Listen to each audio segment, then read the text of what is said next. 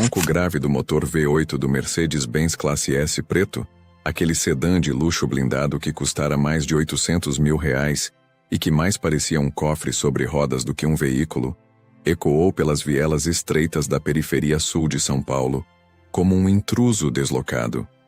Um símbolo gritante de riqueza num mar de pobreza que se estendia até onde a vista alcançava. Ricardo Mendonça, aos 48 anos, com seus cabelos negros começando a grisalhar nas têmporas de forma elegante, vestindo um terno Armani azul marinho de R$3 mil, que se ajustava perfeitamente ao seu corpo mantido em forma por um personal trainer particular. Apertou o volante de couro legítimo com uma força que fez seus dedos doerem, os anéis de ouro branco e platina que usava refletindo a luz fraca do fim de tarde, que se infiltrava pelas janelas escurecidas do carro.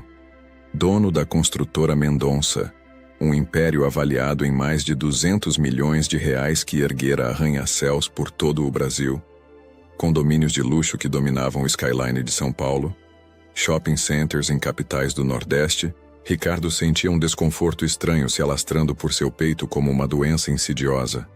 Não era medo exatamente. Era algo mais profundo, mais perturbador. Uma sensação de estar pisando em território proibido, em um mundo que existia paralelo ao seu, mas que ele escolhera ignorar, durante décadas inteiras de sua vida privilegiada. As ruas de terra batida, cheias de buracos que faziam o Mercedes balançar de forma desagradável, apesar da suspensão alemã de última geração, contrastavam brutalmente com a Avenida Faria Lima, onde ficava seu escritório, com seus edifícios espelhados e calçadas de granito português. Estacionou o carro em frente a um salão funerário tão simples que mais parecia uma garagem reformada às pressas, com sua fachada de tijolos aparentes sem reboco, a pintura branca descascando em placas grandes que revelavam o cimento cinza por baixo, e uma placa de madeira pendurada torta na porta que anunciava em letras pretas pintadas à mão: Velório, Dona Carmen Silva, 14 às 22 horas.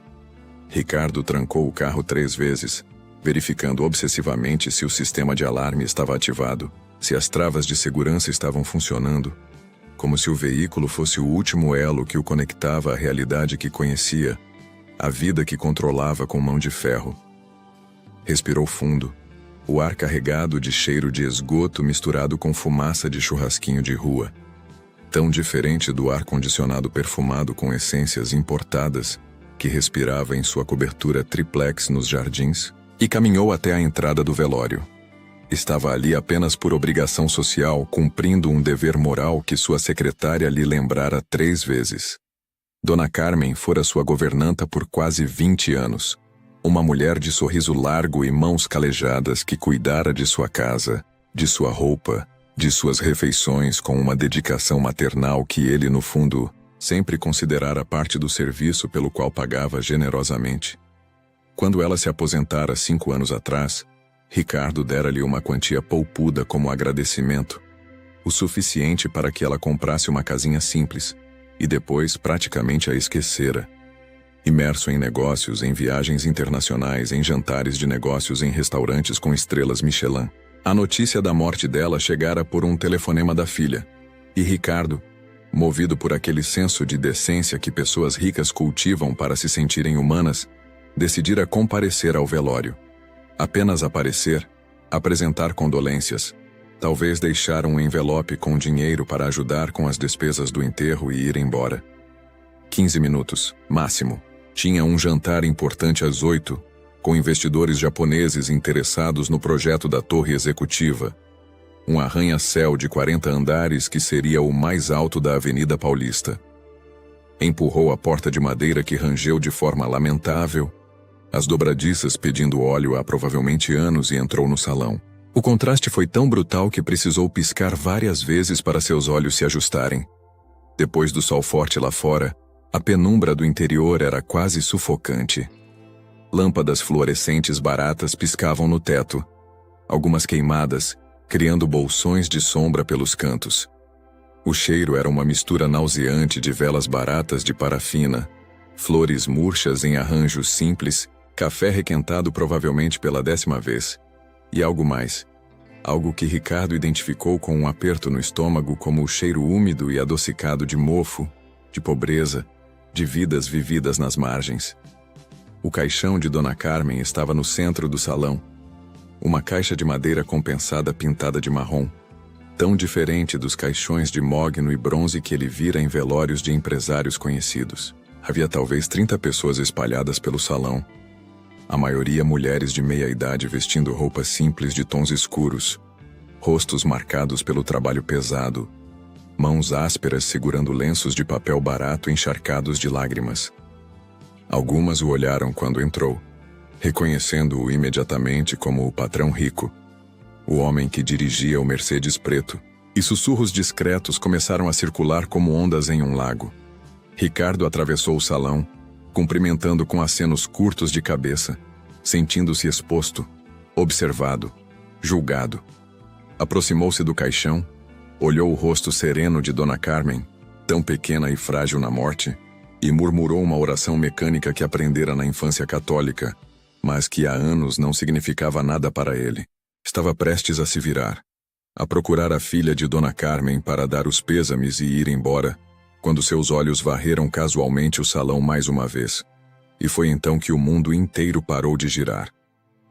No canto mais escuro do salão, praticamente fundida com a parede de tijolos aparentes manchada de umidade, havia uma figura tão fora de lugar, tão impossível, que o cérebro de Ricardo inicialmente se recusou a processar o que estava vendo.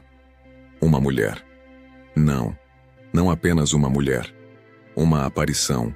Um fantasma materializado, uma alucinação produto de estresse e excesso de trabalho. Ela estava encostada na parede, como se quisesse desaparecer nela, vestindo trapos que não mereciam ser chamados de roupa. Um casaco de homem, marrom escuro, rasgado em vários lugares, grande demais para seu corpo magérrimo, os punhos desfiados arrastando até cobrir suas mãos. Por baixo, algo que talvez um dia fora uma blusa, agora apenas tecido sujo de cor indefinível. Uma calça jeans tão velha e desbotada que os joelhos estavam completamente abertos, a barra desfiada arrastando no chão sujo de cimento. Mas não era a roupa que fizera Ricardo cambalear, agarrando-se instintivamente à borda de uma cadeira de plástico branco para não desmaiar ali mesmo. Era o rosto, aquele rosto, magro demais, as maçãs do rosto salientes de forma dolorosa, a pele marcada por cicatrizes pequenas, manchas de sujeira que pareciam permanentes, rugas profundas demais para a idade que Ricardo sabia que ela tinha. Os cabelos, antes tão bonitos e sedosos, agora estavam embaraçados, caindo em mechas desiguais sobre os ombros curvados, alguns pedaços cortados de forma irregular, outros longos demais.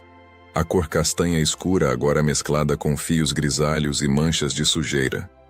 Mas eram os olhos. Deus do céu, eram aqueles olhos. Olhos cor de mel, aquele tom âmbar único que ele vira pela primeira vez 25 anos atrás. E que nunca, em 2 décadas e meia, conseguira esquecer completamente. Por mais que tentasse, por mais que se esforçasse para enterrar as memórias. Olhos que o fizeram se apaixonar perdidamente quando tinha apenas 23 anos. E era um engenheiro recém-formado sem um centavo no bolso, mas cheio de sonhos. Olhos que brilhavam de alegria quando ela ria. Olhos que se enchiam de lágrimas felizes quando ele a pediu em casamento com um anel barato de prata que era tudo que podia pagar na época. Olhos que ele vira pela última vez numa manhã de terça-feira há exatos 20 anos, quando ele saíra para uma viagem de negócios crucial, beijando-a na testa, acariciando sua barriga de 6 meses de gravidez, prometendo voltar logo. Helena, sua Helena. A mulher que morrera há 20 anos em um incêndio que destruíra completamente o pequeno apartamento de 2 cômodos onde moravam na zona leste de São Paulo. A mulher cujo corpo nunca fora encontrado, apenas cinzas e fragmentos carbonizados que os legistas identificaram através de análises de DNA como sendo dela. A mulher que ele chorara durante meses, cujo fantasma o perseguira durante anos, cujo rosto ele via em sonhos que o faziam acordar suando no meio da noite. A mulher cuja morte o transformara de um jovem sonhador em um empresário frio e calculista que construiu um império em parte para esquecer, em parte para preencher o vazio que ela deixara. A mulher que não podia de forma alguma estar ali, viva, respirando, existindo, e no entanto estava. As pernas de Ricardo falharam. O salão começou a girar ao seu redor como um carrossel enlouquecido, as vozes das pessoas se transformando em um zumbido distante. O nó em sua garganta era tão apertado que ele não conseguia respirar direito. Seu coração martelava contra as costelas com tanta força que ele sentiu uma dor aguda no peito e, por um segundo, pensou que estava tendo um infarto. O maletim de couro italiano que carregava, aquele que custara R$ 5.000 e que tinha seus iniciais gravadas em ouro, escorregou de seus dedos entorpecidos e caiu no chão, com um baque surdo que ninguém pareceu notar. Ricardo atravessou o salão como um sonâmbulo, empurrando pessoas sem pedir licença, sem se desculpar, sem sequer registrar conscientemente o que estava fazendo. Seu cérebro estava travado em um único pensamento impossível, uma única palavra que se repetia sem parar. Helena, Helena, Helena. Cada passo parecia durar uma eternidade. O salão tinha talvez 10 metros de largura, mas parecia se estender infinitamente, como naqueles pesadelos onde você corre mas nunca chega a lugar nenhum. Quando finalmente estava a 2 metros dela, Ricardo parou. De perto era ainda pior. Podia ver cada detalhe daquele rosto que amara tanto e que agora estava destruído pelo sofrimento. As cicatrizes pequenas espalhadas pelas bochechas, como se tivesse sido cortada por algo afiado múltiplas vezes. A pele manchada não apenas de sujeira, mas de exposição ao sol sem proteção, de viver ao relento, de anos nas ruas. Os lábios rachados, sangrando em alguns pontos. Os dentes, que antes eram perfeitos e brancos, agora estavam amarelados e alguns faltavam. As mãos, que ela mantinha escondidas nas mangas enormes do casaco, tremiam visivelmente. Mas eram aqueles olhos âmbar que o destroçavam, porque não estavam mais brilhando. Estavam apagados, vazios, como janelas de uma casa abandonada. Olhos que tinham visto horrores que ele não conseguia imaginar. Olhos que tinham perdido toda a luz, toda a esperança, todo o amor pela vida. Helena o olhou, e por um segundo, apenas um segundo de reconhecimento, algo piscou naquelas profundezas mortas. Seus lábios se abriram ligeiramente como se quisesse falar, mas apenas um sussurro rouco emergiu, tão baixo que Ricardo mal conseguiu ouvir mesmo estando tão perto. Ricardo. A voz, aquela voz, destruída, rouca de anos gritando ou talvez de anos em silêncio, mas ainda reconhecível como a voz que sussurrava "Eu te amo", no escuro do quarto minúsculo, que cantava melodias suaves enquanto cozinhava, que ria daquelas risadas cristalinas que faziam o coração dele se apertar de felicidade. Ricardo estendeu a mão, tremendo tanto que mal conseguia controlar o movimento, e tocou o ombro dela por cima do casaco imundo. Mesmo através do tecido grosso ele podia sentir como ela estava magra, apenas osso e pele, sem nenhum músculo, nenhuma gordura, como se estivesse à beira da inanição. Ao sentir o toque, Helena ergueu o rosto completamente e então Ricardo viu as lágrimas. Lágrimas que começaram a rolar por aquelas bochechas marcadas, cortando caminhos através da sujeira acumulada, deixando rastros limpos na pele abaixo. Lágrimas silenciosas, mas abundantes que caíam uma atrás da outra, imparáveis, como se uma represa de 20 anos tivesse finalmente rompido. O corpo inteiro dela começou a tremer violentamente, os ombros curvados sacudindo com soluços que ela tentava conter, mas não conseguia. Helena, Ricardo conseguiu dizer, sua própria voz saindo estranha, quebrada, como se não usasse aquele tom há décadas. Helena, é você? Como? Como isso é possível? Ela tentou falar, os lábios se movendo sem produzir som. A garganta trabalhando contra o nó que obviamente a sufocava. Finalmente, com um esforço que parecia físico, conseguiu sussurrar novamente, cada palavra saindo como se fosse arrancada à força. Eu não era, para você, me ver. E então, como se aquelas palavras tivessem esgotado toda a energia que lhe restava, o corpo frágil de Helena cedeu, Seus joelhos dobraram, os olhos reviraram mostrando o branco, e ela desabou. Ricardo a pegou antes que caísse no chão de cimento sujo, segurando-a nos braços como se fosse feita de vidro, de papel, de algo infinitamente frágil que poderia se quebrar com um mínimo movimento brusco. O velório inteiro parou. Conversas cessaram no meio de frases. Xícaras de café pararam a meio caminho dos lábios. Todas as cabeças se viraram para observar a cena surreal do empresário milionário impecavelmente vestido, ajoelhado no chão sujo, segurando aquela mendiga nos braços como se ela fosse a coisa mais preciosa, mais sagrada que existia no universo, enquanto lágrimas que ele não sabia que estava chorando caíam de seu rosto e molhavam os cabelos embaraçados dela.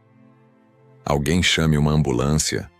Ricardo gritou, sua voz ecoando pelo salão silencioso com uma autoridade que fez várias pessoas se mexerem imediatamente procurando telefones celulares. "Agora, rápido!" Enquanto esperava, Ricardo permaneceu ali, ajoelhado, segurando Helena contra seu peito, sentindo a respiração fraca e irregular dela, o coração batendo rápido demais no peito magro, o corpo inteiro queimando com febre. 20 anos. 20 anos de mentiras, de dor, de perguntas sem resposta. 20 anos acreditando que ela estava morta, que seu corpo virara cinzas, que ela e o bebê que carregava tinham sido consumidos pelo fogo. E ela estava ali, viva, destruída, quebrada, mas viva.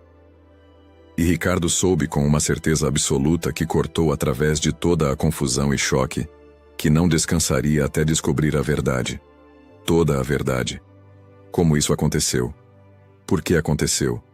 Quem fez isso com ela? E então, que Deus tivesse piedade deles porque Ricardo não teria. A ambulância do SAMU chegou 15 minutos depois. 15 minutos que pareceram 15 horas, durante os quais Ricardo permaneceu no chão do velório segurando Helena, sussurrando palavras incoerentes, promessas que nem ele mesmo entendia completamente. Os paramédicos, inicialmente confusos com a cena, rapidamente assumiram controle profissional, verificando os sinais vitais de Helena que eram preocupantes: pressão arterial perigosamente baixa, desidratação severa, desnutrição avançada, sinais de hipotermia mesmo no calor de São Paulo, feridas infectadas pelo corpo. "Precisamos levá-la imediatamente, senhor", disse a paramédica, uma mulher de uns 30 anos com olhos gentis mas firmes. "Ela está em estado grave. Vou com ela", Ricardo declarou com uma firmeza que não admitia discussão, já se levantando e seguindo a maca onde haviam colocado Helena, agora conectada a soros e equipamentos de monitoramento. Na ambulância, enquanto a sirene cortava o trânsito de São Paulo com seu lamento urgente, Ricardo segurou a mão de Helena, aquela mão que antes era macia e cuidada, e que agora estava calejada, com as unhas quebradas e sujas, a pele áspera e machucada. Ela estava inconsciente, o rosto ainda mais pálido sob as luzes fluorescentes da ambulância. E foi só então, naquela luz clínica e cruel, que Ricardo notou algo que o fez congelar. No pulso esquerdo de Helena, amarrado como uma pulseira, estava um pedaço de tecido azul celeste. Desbotado, rasgado em vários lugares com manchas de sujeira e sangue antigo, mas inconfundível. O lenço de seda, o lenço que pertencera à mãe de Helena, que morrera quando ela tinha apenas 12 anos. O lenço que Helena usava sempre, religiosamente, amarrado no pescoço em um laço delicado, dizendo que era sua conexão com a mãe que perdera cedo demais. O lenço azul celeste que se tornara quase um símbolo dela, parte de sua identidade visual, algo que ela nunca, em 3 anos de casamento, deixara de usar. Ricardo tocou o tecido com dedos trêmulos e sentiu algo se partir em seu peito. Ela guardara isso. Durante 20 anos de inferno, 20 anos vivendo nas ruas, 20 anos de sofrimento inimaginável, ela guardara esse único pedaço de seu passado, essa única conexão com quem ela fora antes de sua vida ser destruída. Que força de vontade isso exigira! Que determinação absurda para não se perder completamente, para manter algum fio de identidade quando tudo o mais fora arrancado dela. O Hospital Albert Einstein, O hospital particular mais caro e exclusivo de São Paulo, localizado no Morumbi com sua arquitetura moderna e seu atendimento de primeiro mundo, estava a 40 minutos dali no trânsito. Ricardo pegou seu celular e, com a voz ainda tremendo mas recuperando a autoridade de empresário acostumado a ser obedecido, fez uma única ligação. Dr. Augusto, é Ricardo Mendonça. Preciso que mobilize uma equipe completa de emergência agora. Estou chegando em uma ambulância com uma paciente em estado grave. Quero os melhores médicos, os melhores especialistas, suíte VIP no 8º andar, exames completos, tudo. Dinheiro não é problema. Apenas salvem ela. Ignorou completamente as 13 chamadas perdidas de Isabela, sua esposa, que certamente estava furiosa por ele não ter voltado para casa, por ter perdido o tal jantar importante com os japoneses. Naquele momento, Isabela, os negócios, o império que construíra, nada disso importava. A única coisa real no universo era aquela mão frágil e fria que ele segurava. Aquela respiração irregular que ele monitorava obsessivamente. A memória o atingiu sem aviso, como um soco no estômago. Ele tinha 23 anos e estava trabalhando em uma obra na Zona Leste, um prédio residencial de classe média baixa, operando uma betoneira sob o sol escaldante de janeiro. Helena, recém-formada em pedagogia com uma licenciatura que conseguira estudando à noite, enquanto trabalhava de dia, tinha acabado de ser contratada como professora na escola municipal, ao lado da obra. Ricardo a viu pela primeira vez durante o intervalo para o almoço. Ela estava no portão da escola, vestindo um vestido simples de algodão amarelo, com o tal lenço azul celeste no pescoço, distribuindo livros usados para crianças que esperavam ansiosas. Ricardo ficou paralisado, a marmita esquecida nas mãos, simplesmente observando aquela mulher que irradiava uma luz, uma bondade que ele nunca vira em ninguém. Quando ela ria das brincadeiras das crianças, seus olhos brilhavam como mel líquido ao sol. Levou uma semana até ele juntar coragem para atravessar a rua e falar com ela, inventando uma desculpa esfarrapada sobre querer doar livros também. Helena o olhou com aqueles olhos impossíveis e sorriu. E Ricardo soube com absoluta certeza que acabara de conhecer a mulher com quem passaria o resto da vida. Namoraram por 2 anos. Anos de felicidade simples, mas profunda. Passeios em parques públicos porque não tinham dinheiro para restaurantes caros. Piqueniques na Ibirapuera, onde Helena levava sanduíches que ela mesma fazia, e Ricardo contribuía com refrigerante e algumas frutas. Idas ao cinema popular de segunda-feira quando o ingresso custava metade. Noites conversando até tarde no banquinho da praça, de mãos dadas, fazendo planos, sonhando acordados com o futuro juntos. A família de Ricardo, donos de uma pequena mas tradicional construtora que operava havia 3 gerações, odiou Helena desde o primeiro momento. O pai de Ricardo, um homem frio e controlador chamado Roberto Mendonça, deixou clara sua posição. Ela é pobre, Ricardo. Não tem família, não tem conexões, não tem nada a me oferecer. Casa com ela e você está fora da empresa, fora da família, fora do testamento. Escolha. Ricardo escolheu Helena. Casaram-se numa cerimônia simples no cartório com apenas 2 amigos como testemunhas. Sem festa, sem lua de mel, sem nada além de amor e esperança. Alugaram um apartamento minúsculo de 2 cômodos na Vila Mariana, um bairro de classe média baixa, com o dinheiro que Ricardo tinha economizado. Ele conseguiu emprego como engenheiro júnior em uma construtora menor, e Helena continuou dando aulas. Foram os 3 anos mais felizes da vida de Ricardo, mesmo com todas as dificuldades financeiras. O apartamento era tão pequeno que a cama quase tocava as paredes, não tinham dinheiro para móveis, então improvisavam com caixotes e cadeiras de plástico, comiam macarrão e arroz com ovo a maior parte do mês. Mas eram felizes. Deus, como eram felizes. Helena transformava aquele espaço minúsculo em um lar com sua presença, com seu riso, com sua ternura infinita. E então, ela engravidou. Ricardo lembrava perfeitamente do dia em que ela lhe contou. Ele chegara do trabalho exausto, coberto de poeira de cimento, e encontrou Helena sentada na cama com um exame de farmácia nas mãos, chorando. Por um segundo, ele pensou que era algo ruim, até que ela ergueu o rosto radiante e disse: "Vamos ser pais, Ricardo. Vamos ter um bebê." Ricardo a pegou nos braços e girou com ela pelo apartamento minúsculo, rindo e chorando ao mesmo tempo, batendo com os ombros nas paredes estreitas sem se importar, fazendo planos malucos sobre como organizariam um berço naquele espaço impossível, como ela teria que parar de trabalhar só por alguns meses, como ele pediria um aumento ou trabalharia horas extras, como seria perfeito mesmo sendo tudo tão difícil. Os 6 meses de gravidez foram mágicos. Helena ficava cada vez mais bonita, a barriga crescendo redonda sob os vestidos simples de algodão que ela usava, o rosto ganhando aquele brilho especial das gestantes felizes. Ricardo trabalhava feito louco, pegando todo o projeto extra que aparecia, economizando cada centavo para quando o bebê nascesse.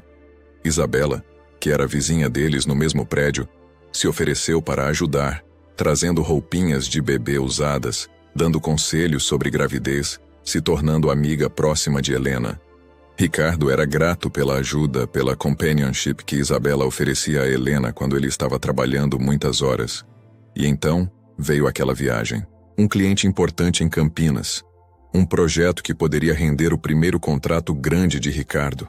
A chance de finalmente provar para si mesmo que conseguia ter sucesso sozinho, sem a ajuda da família que o rejeitara. Ricardo não queria ir. Não queria deixar Helena grávida de 6 meses. Mas ela insistiu. "Vai, amor," Helena disse, acariciando o rosto dele com aquelas mãos delicadas, o lenço azul celeste balançando suavemente em seu pescoço. "São só 3 dias. Eu vou ficar bem. A Isabela prometeu que vai ficar de olho em mim. Você precisa dessa oportunidade. Precisa mostrar para o mundo, e principalmente para você mesmo, do que você é capaz." Ricardo beijou-a na testa, nas bochechas, nos lábios, na barriga que abrigava seu filho. "Eu amo vocês dois. Volto logo. E quando voltar, vamos comemorar o contrato e começar a planejar o quarto do bebê." Aquela foi a última vez que ele a viu viva. Ou assim pensara durante 20 anos. A ligação veio no segundo dia da viagem. Ricardo estava em uma reunião quando seu celular tocou. Era Isabela. E pela voz dele dava para saber que algo estava terrivelmente errado. Ricardo, você precisa voltar agora." A voz dela estava aos prantos engasgada, quase incompreensível. Aconteceu um acidente, um incêndio, o apartamento. Helena estava dentro. O resto foi um borrão de dor tão intensa que seu cérebro simplesmente desligou partes de si mesmo para sobreviver. A viagem de volta para São Paulo dirigindo como um louco, ultrapassando no acostamento, quase batendo 3 vezes. A chegada e encontrar o prédio onde moravam com metade destruída pelo fogo, a fachada enegrecida, janelas explodidas, o cheiro acre de fumaça e plástico queimado impregnando tudo.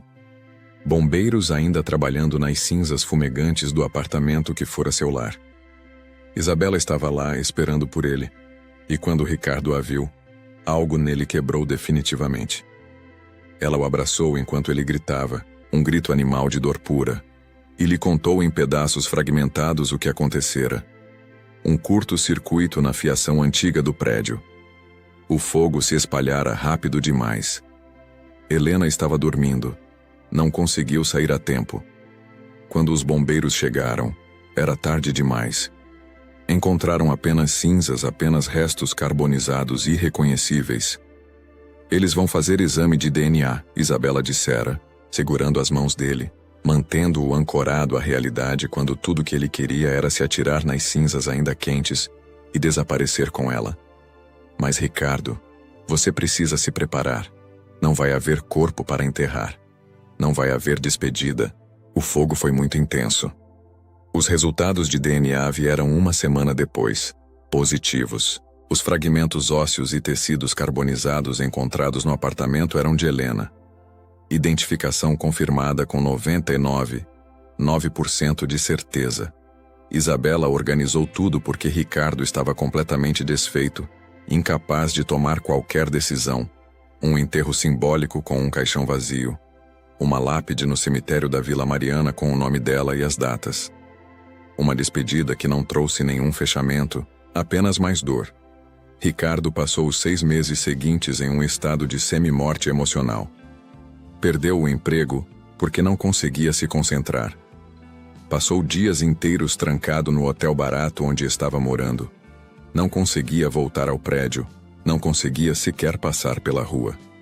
Isabela foi sua única ligação com o mundo, trazendo comida que ele não comia, forçando-o a tomar banho, a trocar de roupa, a pelo menos continuar existindo fisicamente mesmo que emocionalmente estivesse morto. E então, em um momento de desespero e raiva, Ricardo decidiu que transformaria sua dor em algo produtivo. Usou o seguro que tinha do apartamento e as economias que restaram para começar pequeno, construindo casas simples na periferia. Trabalhou obsessivamente, 16, 18 horas por dia, enchendo cada segundo com trabalho para não ter que pensar, não ter que sentir. A raiva, a dor, tudo foi canalizado em ambição feroz. Em 5 anos construiu um império. A construtora Mendonça cresceu de 3 funcionários para 300. Começou com casas populares e expandiu para prédios residenciais, depois condomínios de luxo, depois shopping centers. Ricardo se tornou conhecido não apenas por sua competência, mas por sua determinação brutal, sua capacidade de trabalhar incansavelmente, de fechar negócios que outros consideravam impossíveis. O dinheiro começou a fluir. Milhões se transformaram em dezenas de milhões. E Isabela estava sempre lá. Nos primeiros anos como amiga. Depois, sutilmente, como algo mais. Ela sabia exatamente como manipulá-lo, como usar sua solidão contra ele, como se posicionar como a única pessoa que realmente o entendia, que estivera lá no pior momento de sua vida. 5 anos após a morte de Helena, num momento de extrema fraqueza e solidão, Ricardo cedeu aos avanços de Isabela, e eles começaram um relacionamento. Casaram-se 1 ano depois, numa cerimônia grande e ostensiva, que Isabela insistiu em ter, tão diferente do casamento simples e íntimo que ele tivera com Helena. Isabela era filha de um empresário falido chamado Fernando Costa, que vira em Ricardo a salvação para seus próprios problemas financeiros. A mulher que Ricardo desposou era bonita de uma forma fria e calculada, sempre impecavelmente vestida com roupas de grife, sempre com a maquiagem perfeita, sempre com o cabelo loiro platinado arrumado em salões caríssimos. Ela se encaixou perfeitamente no papel de esposa de empresário rico, organizando jantares, frequentando eventos de caridade, aparecendo em revistas de sociedade. Mas Ricardo nunca a amou, não da forma que amara Helena. Com Isabela era um arranjo, quase uma sociedade empresarial disfarçada de casamento. Ela cuidava da casa, da imagem pública dele, das relações sociais. Ele providenciava o dinheiro, o status, o estilo de vida luxuoso. Dividiam a mesma cama, mas dormiam virados para lados opostos. Tinham conversas, mas apenas sobre coisas superficiais. E quando Ricardo mencionava ter filhos, Isabela sempre arranjava uma desculpa. Problemas de saúde que seus médicos nunca conseguiam realmente confirmar. Momento errado nos negócios. Querer esperar mais 1 ano, depois mais um, depois mais um. 20 anos passaram assim. 20 anos de riqueza, mas vazio emocional. 20 anos dormindo ao lado de uma mulher que não amava, construindo um império que não preenchia o buraco que Helena deixara em seu peito.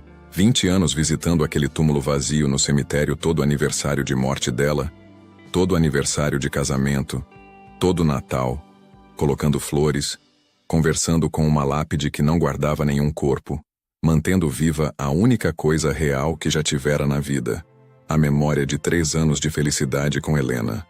E agora ela estava viva, viva, quebrada, destruída, mas viva. O que mais estava vivo? A criança? O bebê que ela carregava naquele dia estava vivo em algum lugar? Ou morrera com ela no que quer que tenha acontecido? E mais importante, o que havia acontecido? Como uma mulher morta voltava à vida? Como ela acabara nas ruas? O que acontecera com o corpo que fora identificado como dela? O DNA confirmara. Como isso era possível? A ambulância chegou no Einstein e Ricardo acompanhou enquanto Helena era levada às pressas para a emergência VIP. Dr. Augusto já estava esperando, um homem de 50 e poucos anos com cabelos grisalhos e a serenidade de quem viu de tudo em 40 anos de medicina.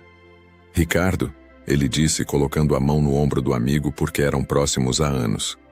Vou cuidar dela. Mas você precisa me contar o que está acontecendo. Quem é ela? Por que estava naquele estado? Ela era. Ricardo tentou formar as palavras, mas elas se recusavam a sair de forma coerente. Ela é minha esposa, minha primeira esposa, que morreu há 20 anos. Só que ela não morreu. Ela está viva, e eu preciso saber como, por quê e quem fez isso com ela. Doutor, Augusto o olhou com uma expressão que mesclava preocupação profissional e pessoal. Entendi. Ou melhor, não entendi nada, mas vou tratar dela. Vai levar algumas horas para estabilizar, fazer todos os exames, tratar as infecções. Você deve ir para casa, descansar. Não. A palavra saiu com uma firmeza absoluta. Eu fico. Não saio daqui até ela acordar e me contar o que aconteceu. Ricardo passou as próximas 12 horas sentado na sala de espera do 8º andar. Aquele espaço luxuoso com poltronas de couro, TV de plasma, café expresso grátis e vista para a cidade de São Paulo, se estendendo até o horizonte. Não comeu, não bebeu. Apenas esperou com o celular desligado para não ter que lidar com as ligações cada vez mais furiosas de Isabela. Foi durante aquela espera interminável que Ricardo tomou uma decisão. Pegou seu celular, ligou-o por um breve momento e fez uma única chamada para Márcio Tavares, o melhor investigador particular de São Paulo, um ex-delegado da Polícia Federal que agora cobrava fortunas para resolver casos que a justiça oficial não conseguia. Márcio, preciso que investigue algo para mim. Algo complicado. Preciso saber tudo sobre um incêndio que aconteceu há 20 anos na Vila Mariana. E preciso saber tudo sobre Isabela Costa, minha atual esposa. Tudo. Desde quando ela nasceu até o que ela comeu no café da manhã hoje. Dinheiro não é problema. Quero respostas e quero elas rápido. Helena despertou após 36 horas. Ricardo estava sentado ao lado da cama hospitalar, quando os olhos âmbar dela se abriram lentamente, confusos, desorientados, piscando contra a luz suave da suíte VIP. A transformação era impressionante.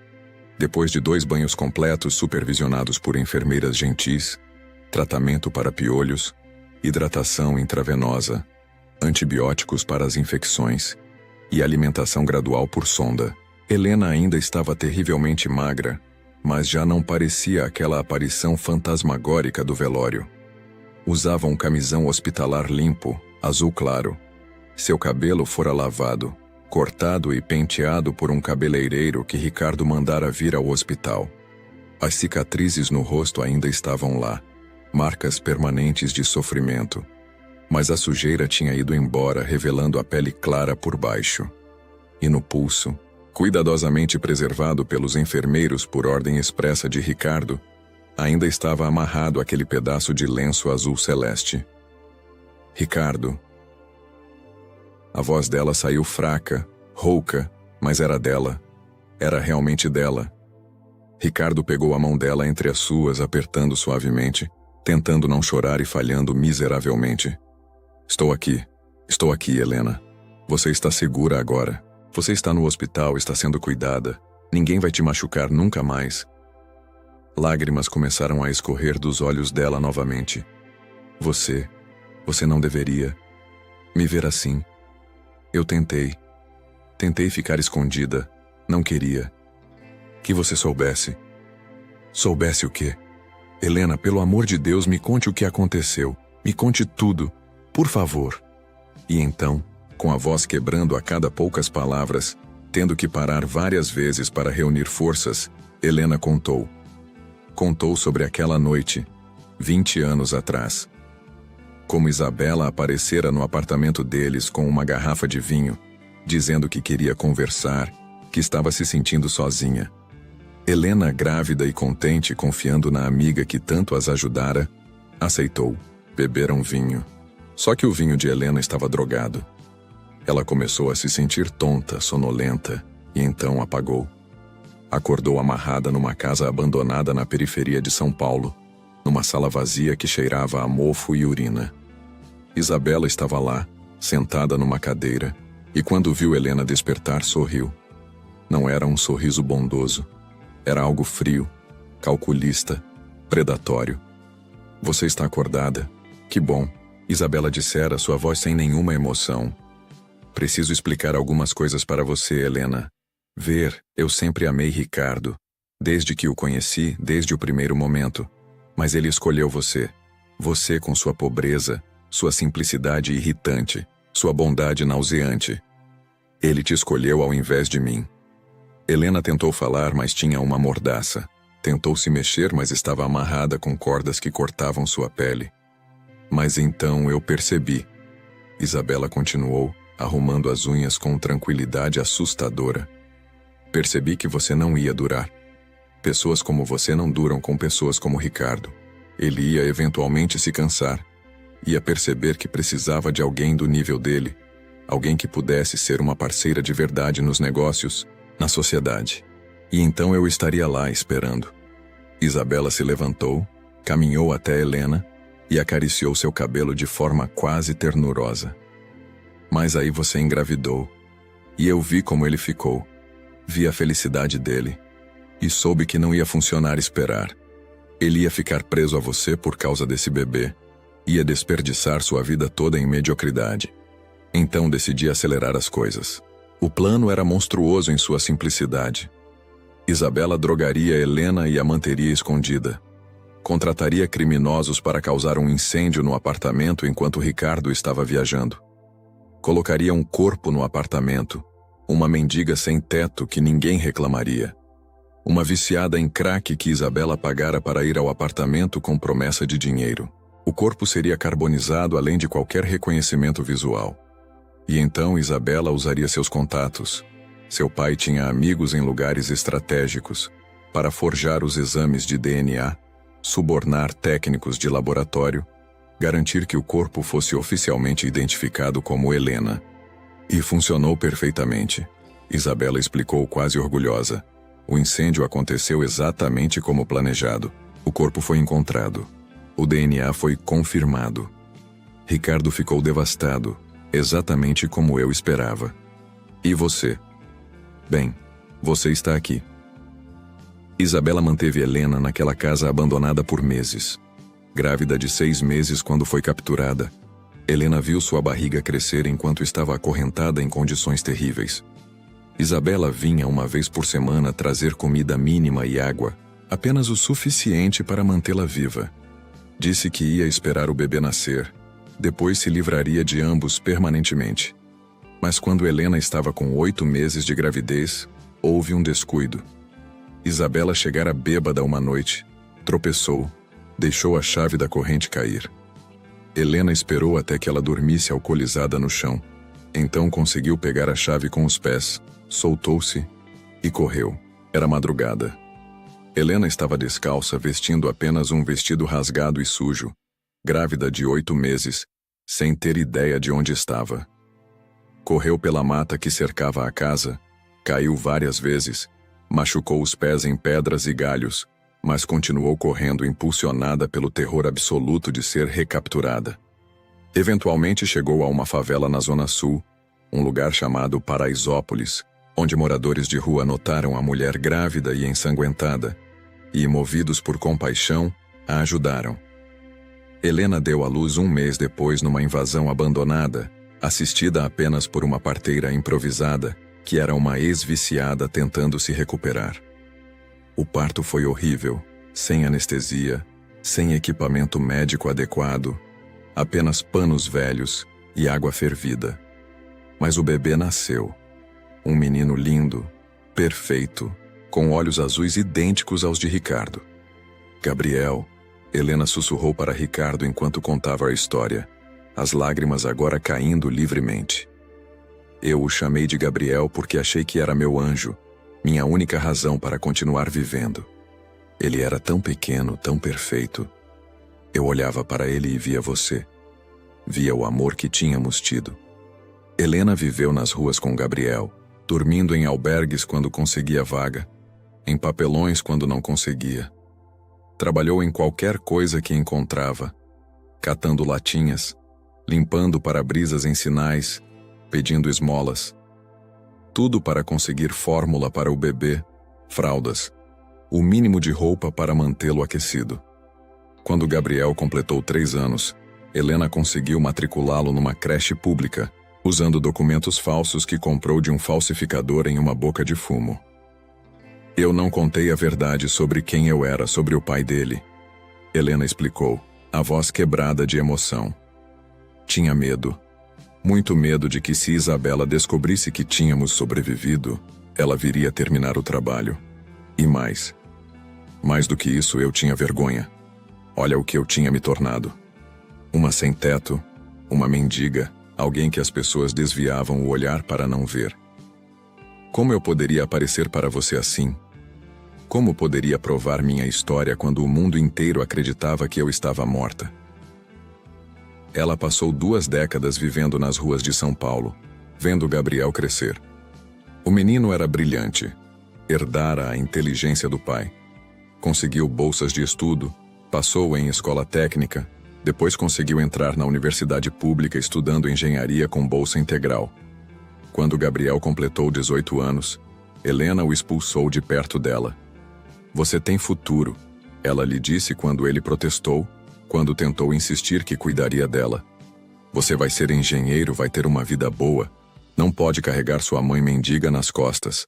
As pessoas vão julgar você, vão achar que você é problemático. Vai, vive sua vida. Eu vou ficar bem. Era mentira, claro. Helena não estava bem, mal sobrevivia. Mas era mãe, e mães se sacrificam. Então ela viveu mais 1 ano nas ruas, cada vez mais fraca, cada vez mais doente, até que aquele dia no velório de Dona Carmen, uma mulher bondosa que às vezes dava comida para os moradores de rua, e que Helena conhecia vagamente. Quando te vi entrando naquele salão, Helena sussurrou tocando o rosto de Ricardo suavemente, como se não pudesse acreditar que ele era real. Pensei que ia desmaiar. Você estava tão bonito, tão bem-sucedido, tão diferente do jovem que eu conheci. E eu estava tão destruída. Não queria que você me visse assim. Tentei me esconder, mas você me viu. Ricardo estava chorando abertamente agora, sem nenhuma vergonha. As lágrimas caindo sobre a mão dele que ainda segurava a de Helena. Você deveria ter me procurado. Deveria ter me contado. Helena, eu teria acreditado em você. Teria te protegido. Não teria. Ela disse suavemente com uma tristeza antiga em sua voz. Você não teria, Ricardo. Porque você se casou com ela, com Isabela. Você construiu uma vida com a mulher que destruiu a minha. Como eu poderia aparecer e destroçar tudo? Como eu poderia provar algo quando ela tinha alterado até exames de DNA? Ela é rica, poderosa, conectada. E eu sou nada. Sou uma fantasma, oficialmente morta há 20 anos. Mas não era mais, porque, naquele momento, Ricardo tinha um propósito com uma clareza que não sentia há 2 décadas. Pegou o telefone e ligou novamente para Márcio. Acelere tudo. Quero resultados em 1 semana. E quero você mobilizando toda a sua rede. Vamos descobrir a verdade. E então vamos destruir essa mulher. Os dias que se seguiram foram uma operação militar em sua precisão. Márcio e sua equipe de 10 investigadores trabalharam incansavelmente. Encontraram a casa abandonada onde Helena fora mantida. Ainda existia, agora ocupada por sem-tetos, mas com registros de propriedade que apontavam para a família de Isabela. Localizaram os técnicos de laboratório que haviam forjado os exames de DNA 20 anos atrás. Um ainda estava vivo, e sob pressão e promessa de imunidade, confessou tudo em gravação. Encontraram registros bancários mostrando transferências suspeitas de contas controladas pelo pai de Isabela para criminosos conhecidos exatamente na época do incêndio. E mais importante, localizaram Gabriel. O jovem de 19 anos estava trabalhando em um estágio de engenharia durante o dia e fazendo entregas de comida à noite para ganhar dinheiro extra. Márcio o trouxe ao hospital numa tarde. O momento em que Ricardo viu seu filho pela primeira vez foi surreal. Gabriel era alto, talvez 1,85 de ombros largos e músculos definidos de quem carregava peso pesado regularmente. Tinha os olhos azuis de Ricardo, intensos e penetrantes. O perfil forte, a mandíbula quadrada. Os mesmos gestos com as mãos quando falava. Era impossível negar a semelhança. Você é meu pai?" Gabriel perguntou, sua voz tremendo entre esperança e incredulidade. "Minha mãe sempre disse que meu pai tinha morrido." "Ela mentiu para te proteger", Ricardo respondeu, aproximando-se devagar como se temesse que o jovem fosse desaparecer se ele se movesse rápido demais. "E eu não sabia. Deus, eu não sabia que você existia.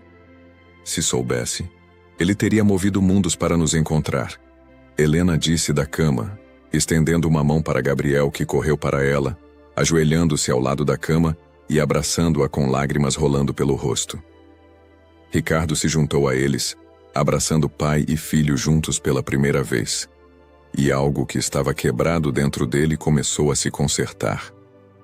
Não completamente. Haviam perdido 20 anos, 2 décadas de memórias que nunca recuperariam. Mas estavam juntos agora, e Ricardo ia garantir que nunca mais fossem separados. Enquanto isso, Isabela percebia que algo estava errado. Ricardo não voltara para casa há dias. Não atendia chamadas dela. Quando ela tentou rastreá-lo através de seus seguranças, descobriu que ele estava no Hospital Einstein, mas ninguém dizia por quê. Ela foi até lá pessoalmente usando seu status de esposa para exigir informações. Foi então que ela viu. Através da janela da suíte VIP do 8º andar, antes que pudesse entrar, viu Ricardo, Helena e um jovem desconhecido abraçados. Viu o lenço azul celeste no pulso de Helena e soube com uma certeza gelada e terrível que seu castelo de cartas estava desmoronando. Isabela reagiu como sempre fizera, com cálculo frio e manipulação. Contratou os melhores advogados de São Paulo, informando-os que precisava se preparar para um divórcio complicado. Começou a mover dinheiro de contas conjuntas para contas offshore em paraísos fiscais. E mais sinistro, contratou 2 criminosos através de intermediários para resolver o problema permanentemente. O atentado aconteceu numa terça-feira à noite. Helena, já recuperada o suficiente para caminhar, insistira em sair do hospital para respirar ar fresco, descer até o jardim do complexo hospitalar. Ricardo estava relutante, mas acabou concordando, pedindo que Gabriel a acompanhasse enquanto ele terminava de fazer ligações importantes no quarto do hospital. Helena e Gabriel estavam caminhando pelos jardins iluminados quando 2 homens apareceram das sombras. Um deles tinha uma faca, o outro, uma pistola Glock com silenciador. Não disseram nada, apenas avançaram com intenção assassina clara. Gabriel viu o brilho do metal primeiro. Tudo que aprendeu crescendo nas ruas ativou instantaneamente. Empurrou Helena para trás, gritando por ajuda, e se jogou no primeiro homem antes que ele pudesse esfaquear sua mãe. A luta foi violenta e caótica. Gabriel era jovem e forte, mas eles eram profissionais. O segundo homem levantou a arma, mirando em Helena, que estava caída no chão, quando seguranças do hospital finalmente chegaram correndo. Um dos criminosos foi baleado por um segurança armado. O outro tentou fugir, mas foi derrubado e imobilizado. Gabriel sofreu um corte profundo no braço durante a luta, mas nada que ameaçasse sua vida. Helena estava em choque, mas fisicamente ilesa. Na delegacia, sob interrogatório pesado com promessa de redução de pena, o criminoso capturado cantou. Tinha gravações de conversas telefônicas com Isabela, onde ela ordenava explicitamente o assassinato de Helena Mendonça e qualquer um que estivesse com ela. Gravações onde ela falava sobre terminar o que deveria ter sido terminado 20 anos atrás. Gravações onde ela ria, com aquela risada fria e calculista, sobre como havia enganado Ricardo por 2 décadas inteiras. A polícia foi à mansão dos Mendonça naquela mesma noite com mandado de prisão. Isabela estava jantando sozinha quando eles chegaram, comendo um risoto de fungo porcine preparado pela chefe particular, bebendo vinho branco de uma safra de 2005 que custava R$ 1.000 a garrafa. Quando viu os policiais, não demonstrou medo. Apenas um leve aborrecimento, como se fossem vendedores indesejados tocando à porta. Isabela Costa Mendonça, você está presa pelos crimes de tentativa de homicídio qualificado, sequestro, cárcere privado, falsificação de documentos públicos, falsidade ideológica e formação de quadrilha, anunciou o delegado apresentando o mandado. Isabela o leu calmamente, terminou seu gole de vinho, limpou os lábios com o guardanapo de linho e então finalmente olhou para os policiais. Vocês não têm ideia de com quem estão mexendo, disse com aquela voz controlada e gelada. Meu advogado vai destruir esse caso em 48 horas. Vou estar de volta aqui amanhã. Mas não estava, porque Ricardo havia sido meticuloso.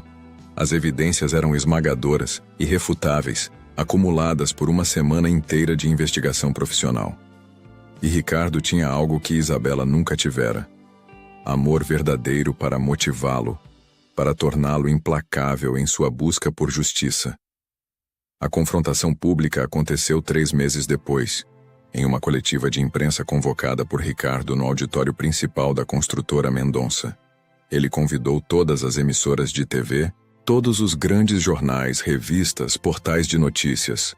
A sala estava lotada com mais de 200 jornalistas, câmeras de TV, fotógrafos, curiosos. Ricardo subiu ao palco, impecavelmente vestido em um terno cinza chumbo, mas parecendo 10 anos mais velho do que há 3 meses. Ao seu lado estavam Helena, usando um terno elegante azul celeste feito sob medida que Ricardo mandara fazer especialmente, com o lenço original de sua mãe restaurado e limpo amarrado no pescoço em um laço delicado. E Gabriel, vestindo um terno preto simples, mas de boa qualidade, parado entre os dois como uma ponte conectando passado e presente. Obrigado por virem. Ricardo começou, sua voz ecoando pelos alto-falantes de última geração do auditório. Vou contar-lhes uma história de amor, traição, crime e justiça. Uma história que a pessoa mais vil que já conheci tentou enterrar há 20 anos, mas que está finalmente vindo à luz. Durante 1 hora, Ricardo contou tudo. Cada detalhe do relacionamento dele com Helena, o incêndio, a identificação do corpo, seus 20 anos de luto e construção de império tentando preencher o vazio, o reencontro impossível no velório, a investigação, a descoberta de Gabriel, a tentativa de assassinato, as gravações, as confissões, tudo. As câmeras captaram cada momento. Jornalistas anotavam furiosamente. Quando Ricardo apresentou as gravações de Isabela ordenando o assassinato, houve exclamações audíveis de choque e repulsa na audiência. Quando Helena subiu ao palco para falar brevemente, sua voz ainda fraca mas firme, contando sobre as 2 décadas vivendo nas ruas enquanto a mulher que destruiu sua vida vivia em mansões e ostentava riqueza roubada, muitos jornalistas tinham lágrimas nos olhos. Eu perdoo, Helena disse, olhando diretamente para as câmeras, uma mão tocando o lenço azul celeste em seu pescoço. Perdoo porque guardar ódio só envenenaria minha alma ainda mais. Mas perdoar não significa esquecer. E não significa que ela não deva pagar por seus crimes. Justiça precisa ser feita. Não por vingança, mas porque é o certo. Gabriel também falou, contando sobre crescer sem pai, sobre cuidar de uma mãe que vivia nas ruas, sobre descobrir aos 19 anos que seu pai estava vivo e era um dos homens mais ricos do Brasil, sobre quase perder sua mãe para um atentado ordenado pela mesma mulher que destruiu sua família antes dele nascer. Tenho raiva, Gabriel admitiu, suas mãos tremendo ligeiramente enquanto segurava o microfone. Raiva de ter perdido 20 anos com meu pai. Raiva de ter visto minha mãe sofrer. Raiva de que essa mulher viveu em luxo enquanto nós vivíamos em miséria. Mas raiva sozinha não resolve nada. Então estou aqui pedindo e implorando para que o sistema de justiça funcione. Para que ela pague. Para que nenhuma outra família passe pelo que passamos. A história se tornou a manchete principal de todos os noticiários daquela noite. Empresário reencontra esposa dada como morta há 20 anos. Mulher sobrevive 2 décadas nas ruas após ser vítima de tentativa de homicídio. Segunda esposa é presa por tentar matar primeira esposa de empresário milionário. Os vídeos da coletiva ficaram virais nas redes sociais. A foto de Ricardo, Helena e Gabriel juntos no palco, com Helena usando o lenço azul celeste e segurando as mãos de ambos os homens, tornou-se símbolo de esperança e redenção, circulando por milhões de pessoas. O julgamento de Isabela começou 6 meses depois. O Tribunal de Justiça de São Paulo designou o caso para a primeira vara criminal, sob presidência de uma juíza conhecida por ser rigorosa, mas justa, chamada doutora Márcia Tavares. Isabela contratou uma equipe de 5 advogados de elite liderados por um criminalista famoso que cobrava R$500 mil só para aceitar o caso. A defesa tentou de tudo. Argumentou que as gravações foram obtidas ilegalmente. Alegou que Helena era uma impostora aproveitando-se da semelhança com a falecida primeira esposa de Ricardo. Trouxe especialistas para questionar os novos exames de DNA que confirmavam que Helena era Helena e que Gabriel era filho biológico de Ricardo e Helena. Tentou pintar Helena como mentalmente instável, uma pessoa com transtornos delirantes que inventou uma história elaborada. Mas a promotoria, liderada por um promotor jovem e ambicioso chamado Dr. Rafael Santana, que via o caso como a oportunidade de sua carreira, destroçou cada argumento. Apresentou as gravações junto com laudos técnicos comprovando sua autenticidade. Trouxe os técnicos de laboratório que confessaram ter forjado os exames de DNA originais. Apresentou registros bancários mostrando as transferências para os criminosos. Localizou testemunhas que viram Isabela visitando a casa abandonada, onde Helena foi mantida prisioneira. Apresentou laudos médicos confirmando que as cicatrizes de Helena eram consistentes com ferimentos causados por correntes e cordas, compatíveis com seu relato de ter sido mantida em cárcere. E o momento mais devastador veio quando Gabriel testemunhou. Ele subiu ao banco das testemunhas, jurou dizer a verdade e, com voz firme mas emocionada, contou sobre sua vida, sobre não ter pai, sobre cuidar de uma mãe traumatizada que vivia nas ruas, sobre trabalhar desde criança catando latinhas para comprar comida, sobre estudar à luz de postes porque não tinha eletricidade em casa, sobre conseguir entrar na universidade através de puro esforço e determinação. E então olhou diretamente para Isabela, que estava sentada à mesa da defesa usando um tailleur Chanel e mantendo uma expressão cuidadosamente neutra, e disse: "Você me roubou um pai. Roubou da minha mãe 20 anos de vida digna. Roubou de nós uma família. E por quê? Por dinheiro? Por inveja? Qualquer que seja a razão, não há justificativa. Você é um monstro, e espero que pague por isso pelo resto da sua vida miserável." O júri popular, composto por 7 pessoas comuns de diferentes classes sociais e idades, deliberou por apenas 4 horas. O veredito foi unânime: culpada de todos os crimes. A sentença da juíza foi dura: 30 anos de prisão em regime fechado, sem possibilidade de progressão de regime pelos primeiros 15 anos, com pagamento de indenização de R$50 milhões para Helena e Gabriel. Quando a sentença foi lida, Isabela finalmente perdeu a compostura. Levantou-se gritando, tentando argumentar, acusando todos de conspiração contra ela. "Ele é meu marido. Eu tenho direito a essa fortuna. Trabalhei 20 anos ao lado dele. Eles são impostores. Todos vocês são idiotas se acreditam nessa história ridícula de mulher que ressuscita dos mortos." Os seguranças do tribunal asseguraram, enquanto ela berrava obscenidades, revelando finalmente sua verdadeira natureza para todos verem. O rosto, sempre tão controlado e bonito, estava contorcido em fúria e ódio. A máscara de madame da sociedade tinha caído, revelando o vazio cruel por baixo. Isabela foi levada algemada enquanto câmeras registravam tudo. A imagem dela sendo colocada na viatura da polícia, gritando ameaças e acusações, se tornou viral instantaneamente. As revistas de sociedade que antes a destacavam em seus eventos de gala, agora publicavam capas com sua foto sendo presa e manchetes sobre A queda da socialite assassina. A anulação do casamento de Ricardo com Isabela foi rápida. O juiz considerou que o casamento fora baseado em fraude, já que Isabela escondera seu crime e manipulara Ricardo emocionalmente através de mentiras elaboradas.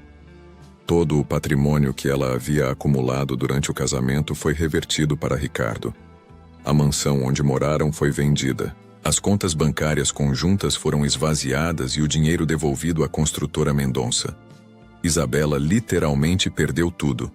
Com Isabela na prisão, Ricardo, Helena e Gabriel começaram o longo processo de se tornarem uma família de verdade.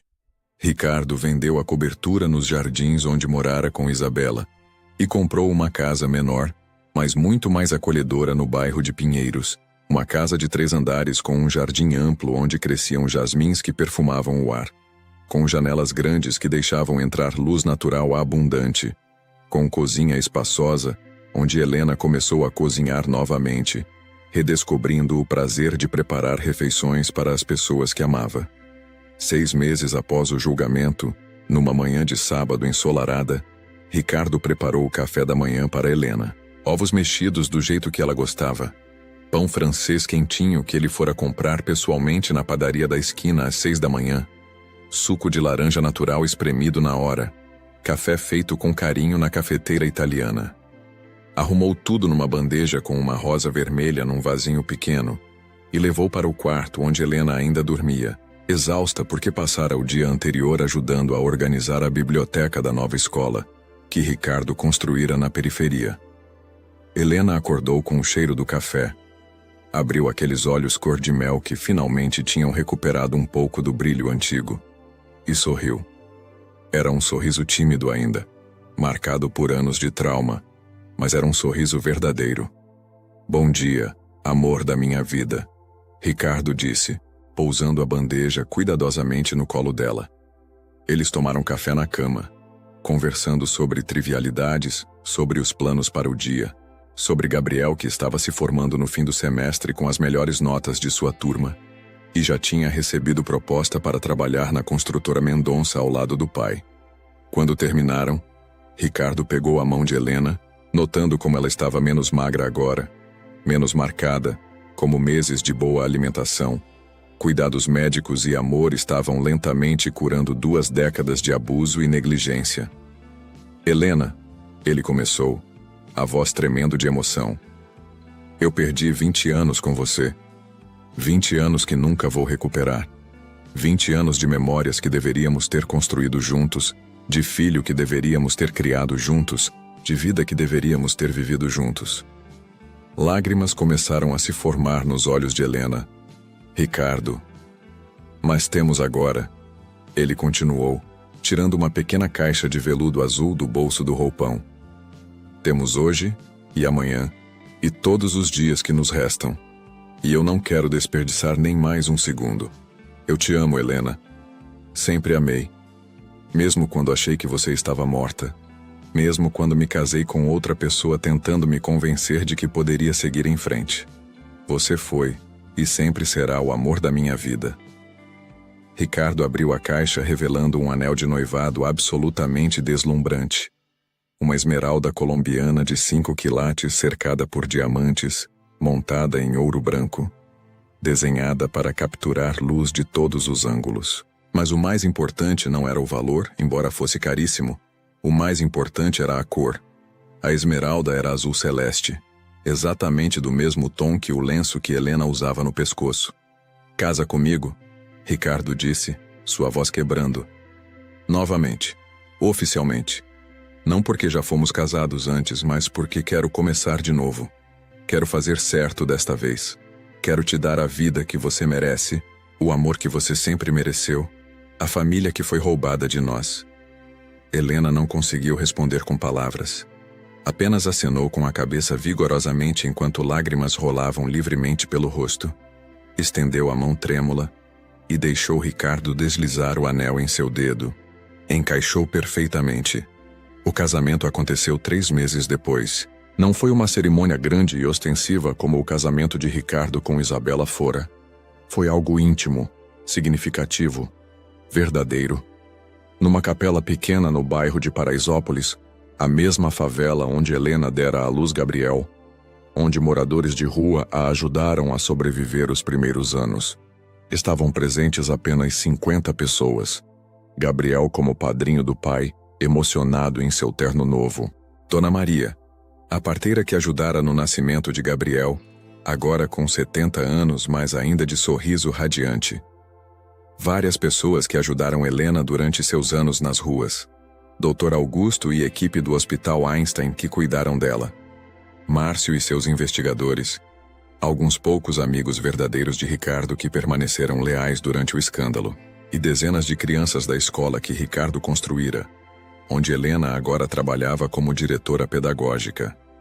Helena entrou na igreja ao som de um violão simples tocado por um músico local, caminhando lentamente pelo corredor estreito, usando um vestido de noiva simples mas elegante de seda branca, com o lenço azul celeste de sua mãe amarrado no pescoço em um laço perfeito. Não usava véu, não precisava esconder nada mais. Seu rosto, marcado pelas cicatrizes, mas iluminado por um sorriso genuíno, estava descoberto para o mundo ver. Ricardo a esperava no altar, chorando abertamente sem nenhuma vergonha, vestindo um terno cinza claro em vez do smoking preto tradicional, porque Helena dissera que preferia assim, que queria algo menos formal, mais verdadeiro. Os votos que trocaram foram simples, mas devastadoramente profundos. Helena prometeu amar Ricardo em qualquer circunstância, boa ou ruim, porque já tinham passado pelo pior possível e sobrevivido. Ricardo prometeu nunca mais deixá-la, nunca mais perder de vista o que realmente importava na vida, nunca mais trocar amor verdadeiro por aparências ou convenções sociais.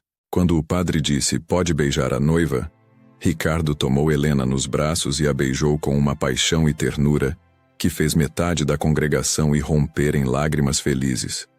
Foi um beijo que continha 25 anos de história, 3 anos de amor jovem, 20 anos de separação dolorosa, 2 anos de reconstrução lenta. Foi um beijo que prometia futuro, que curava passado, que celebrava presente. A festa após a cerimônia foi na escola que Ricardo construíra. Não um salão de festas caro com decoração ostensiva. Apenas o pátio da escola com luzes de Natal penduradas entre as árvores, mesas simples com toalhas de plástico colorido, comida caseira preparada por vizinhos, feijoada, arroz, farofa, saladas, bolos e doces em profusão.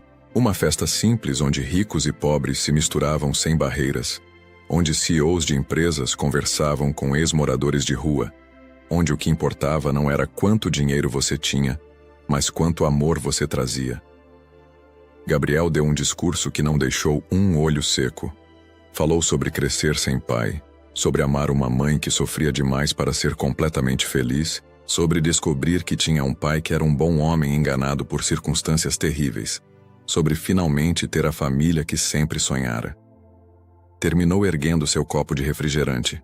Nenhum álcool nessa festa, em respeito aos ex-viciados presentes, e brindando aos meus pais, que tiveram seu amor testado de formas que ninguém deveria jamais ter que suportar, que sobreviveram, que se reencontraram, que estão aqui provando que amor verdadeiro não morre, apenas espera. Aos meus pais e aos próximos 50 anos que vamos ter juntos como família. Ricardo e Helena dançaram sua primeira dança como casal recasado ao som de "Eu Sei Que Vou Te Amar" de Tom Jobim e Vinícius de Moraes, aquela canção que tocava na rádio do apartamento minúsculo deles 25 anos atrás, quando dançavam na cozinha minúscula enquanto a macarronada cozinhava no fogão velho. Helena encostou a cabeça no ombro de Ricardo e sussurrou: "Obrigada por nunca realmente me esquecer, por carregar nosso amor durante todos esses anos, por me achar quando eu estava perdida. Obrigada por sobreviver", Ricardo respondeu, apertando-a mais forte, como se temesse que ela pudesse desaparecer se ele soltasse. "Por ser forte o suficiente para aguentar, por manter vivo nosso filho, por nunca desistir completamente mesmo quando tinha todos os motivos do mundo para desistir." Eles dançaram até a música acabar, e então continuaram dançando em silêncio, apenas existindo um nos braços do outro, curando décadas de feridas através de proximidade física. através do simples ato de estar juntos. A vida encontrou um novo normal, ou talvez um novo melhor. Ricardo transformou a construtora Mendonça de uma empresa focada em lucro máximo em uma empresa com responsabilidade social genuína. Metade dos novos projetos agora eram habitações populares de qualidade, vendidas a preço de custo para famílias de baixa renda. A empresa construiu 5 escolas em comunidades carentes, todas seguindo o modelo da primeira que Helena dirigia. Estabeleceram um programa de bolsas onde ex-moradores de rua eram treinados em profissões da construção civil e recebiam emprego garantido. Gabriel formou-se com honras e começou a trabalhar na construtora como engenheiro júnior, mas com um papel especial: supervisionar todos os projetos sociais, garantir que mantinham um padrão de qualidade alto, mesmo sendo para a população de baixa renda. Ele namorava uma colega de faculdade chamada Beatriz, uma moça gentil que também vinha de origem humilde e que se apaixonou pela história da família Mendonça e pelo caráter íntegro de Gabriel. Helena floresceu como diretora pedagógica da Escola Carmen, nomeada em homenagem à governanta cujo velório permitira o reencontro impossível.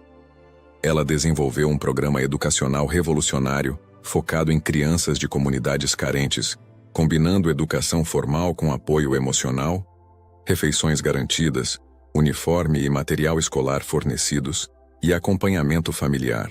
A escola tinha fila de espera de mais de 1.000 crianças. Então Ricardo anunciou que construiria mais 4 unidades em diferentes regiões de São Paulo. As cicatrizes no rosto de Helena começaram a clarear com tratamentos dermatológicos avançados, mas ela escolheu não fazê-las desaparecer completamente. São parte da minha história, explicou quando Ricardo ofereceu pagar por cirurgias plásticas. Não tenho vergonha do que sobrevivi. As cicatrizes me lembram que sou forte, que posso superar qualquer coisa. Isabela cumpria sua sentença na penitenciária feminina de Santana, em uma cela compartilhada com outras 5 presas. A mulher que antes se vestia apenas com grife agora usava o uniforme laranja padrão. A mulher que tinha chefe particular agora comia a mesma comida básica que todas as presas. A mulher que mandava em empregados agora seguia ordens de guardas. Tentou suicídio 2 vezes nos primeiros 6 meses, mas foi impedida e colocada em vigilância psiquiátrica. Não recebia visitas. Não tinha amigos. Seu pai morrera de derrame 3 meses após sua condenação, e sua mãe a deserdara publicamente, mudando inclusive de sobrenome para se distanciar do escândalo. Em uma tarde chuvosa de agosto, Helena e Ricardo estavam sentados no sofá da sala de estar de sua casa em Pinheiros, lendo juntos, quando Helena pousou o livro e tocou o braço de Ricardo. Tem algo que quero fazer, ela disse suavemente. Qualquer coisa, amor. O que você precisar. Quero visitar Isabela na prisão. Ricardo congelou, baixando seu próprio livro, olhando para Helena como se ela tivesse sugerido algo absurdo. Por quê? Depois de tudo que ela fez. Exatamente por isso, Helena explicou, ajeitando o lenço azul celeste que agora usava sempre, que se tornara símbolo reconhecido em São Paulo, com várias mulheres começando a usar lenços similares em solidariedade. Porque ela fez tudo isso e ainda assim estou aqui, feliz, amada, viva. Quero que ela veja isso. Quero que ela saiba que não venceu. Que amor verdadeiro sempre vence no final. Ricardo foi contra inicialmente, mas Helena insistiu, e 1 semana depois estava sentada em uma sala de visitas apertada da penitenciária esperando. Isabela entrou escoltada por 2 guardas, e a transformação era chocante. A mulher sempre impecável agora tinha cabelos desgrenhados e grisalhos, unhas comidas, postura curvada de derrota. Quando viu Helena, seus olhos se arregalaram com uma mistura de ódio e algo que talvez fosse remorso. Sentaram-se em lados opostos de uma mesa de metal desgastado. Por um longo minuto apenas se olharam. Por que você está aqui? Isabela finalmente perguntou, sua voz rouca de desuso. Para dizer que te perdoo, Helena respondeu simplesmente. Isabela riu, mas era uma risada amarga, quebrada. Perdão? Você me perdoa? Como generoso. Não é generosidade. Helena corrigiu suavemente. É necessidade. Eu precisava te perdoar para seguir em frente completamente. para não carregar ódio que só envenenaria minha vida. Você me roubou 20 anos, Isabela. 20 anos vivendo nas ruas, passando fome, frio, medo. Você tentou me matar, matar meu filho. Você destruiu minha vida. E ainda assim você veio aqui me perdoar? Isabela cuspiu as palavras com sarcasmo. Que santa você é. Não sou santa, Helena disse, sua voz firme, mas gentil. Sou apenas uma mulher que escolhe amor ao invés de ódio. E vim aqui também para dizer outra coisa. Você perdeu. Você tinha tudo. Riqueza, status, um marido que te tratava bem mesmo sem te amar. E jogou tudo fora por ganância e inveja. Eu não tinha nada. Vivia nas ruas, era considerada morta, não tinha futuro. E agora tenho tudo. Tenho o homem que sempre amei. Tenho meu filho de volta. Tenho propósito, tenho família. Você está aqui sozinha, odiada, esquecida. Então sim, eu te perdoo, porque você já está punida de todas as formas possíveis. Isabela começou a chorar, lágrimas silenciosas escorrendo pelo rosto marcado e sem maquiagem. Eu o amava, sussurrou. Eu realmente o amava, à minha maneira. Eu só queria. Você não amava Ricardo, Helena a interrompeu suavemente. Você amava o que ele representava. Dinheiro, poder, status. Amor verdadeiro não destrói. Amor verdadeiro não mata. Amor verdadeiro se sacrifica, não toma. Você nunca amou ninguém além de si mesma. Helena se levantou para ir embora, mas antes de sair, virou-se uma última vez. Espero que use esses 30 anos para realmente pensar sobre quem você é, sobre as escolhas que fez. Não é tarde demais para mudar, para se tornar uma pessoa melhor. Não para mim ou para Ricardo. Nós seguimos em frente, mas para você mesma. Porque viver com o que você fez, com quem você é, deve ser a pior prisão de todas. E então Helena saiu, deixando Isabela sozinha com seus pensamentos e arrependimentos. Naquela noite, Helena e Ricardo jantaram em casa com Gabriel e Beatriz. Arroz, feijão, bife acebolado e salada. Comida simples, mas feita com amor. Conversaram sobre o dia, sobre os projetos da construtora, sobre os planos para as novas escolas, sobre o casamento de Gabriel e Beatriz que aconteceria no ano seguinte. Depois do jantar, Ricardo e Helena subiram para o quarto. Antes de dormir, Ricardo puxou Helena para perto, abraçando-a por trás enquanto ela olhava pela janela para o jardim iluminado pela lua, onde jasmins perfumavam a noite. Ainda não acredito que você está aqui, Ricardo murmurou contra o cabelo dela, agora cortado em um estilo moderno e cuidado. Ainda acordo algumas manhãs com medo de que seja apenas um sonho, de que vou acordar e você terá desaparecido novamente. Helena virou-se nos braços dele, tocou seu rosto com aquelas mãos que agora estavam macias novamente graças a cremes e cuidados, e sorriu. Estou aqui, estou real, e não vou a lugar nenhum. Temos décadas pela frente, Ricardo. Décadas para recuperar o tempo perdido, para criar novas memórias, para viver a vida que devíamos ter vivido. Vamos ter netos, Ricardo disse subitamente, os olhos brilhando com lágrimas felizes. Gabriel e Beatriz vão se casar, vão ter filhos, e nós vamos ser avós. Vamos poder dar para nossos netos a família estável que não conseguimos dar para Gabriel. Vamos construir algo bonito, Helena concordou, encostando a testa na dele em um gesto de intimidade profunda. Não apenas prédios e escolas, mas uma família. Um legado de amor, não de dinheiro. Uma história que as pessoas vão contar por gerações, sobre como o amor verdadeiro sobreviveu ao impossível. Eles ficaram assim por longos minutos apenas existindo juntos, curando através de proximidade, reconstruindo através de afeto. Lá fora, a cidade de São Paulo continuava seu ritmo frenético. Milhões de pessoas vivendo suas vidas, cada uma com suas próprias histórias de amor e perda, tragédia e triunfo. Mas naquela casa em Pinheiros, naquele quarto com sua decoração simples mas aconchegante, naquele abraço entre dois seres que sobreviveram ao inimaginável, havia paz, havia amor, havia esperança. Helena tocou o lenço azul celeste que ainda usava no pescoço mesmo para dormir. Aquele pedaço de tecido que representava tudo. Sua mãe que morreu cedo. Seu passado antes do trauma. Sua identidade que recusou a abandonar mesmo nos piores momentos. Sua conexão com quem realmente era. Um dia, ela passaria esse lenço para seus netos, contaria-lhes a história completa. Ensinaria-lhes que não importa quão escura a noite fique, sempre há esperança de um novo amanhecer. Te amo. Ricardo sussurrou na escuridão macia do quarto. Te amo.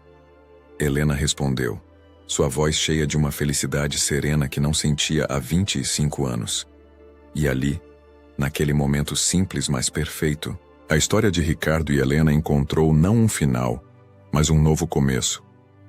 Porque amor verdadeiro não morre com tragédias, não desaparece com separação, não se rende diante de obstáculos impossíveis.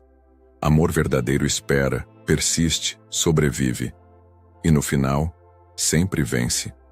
Sempre.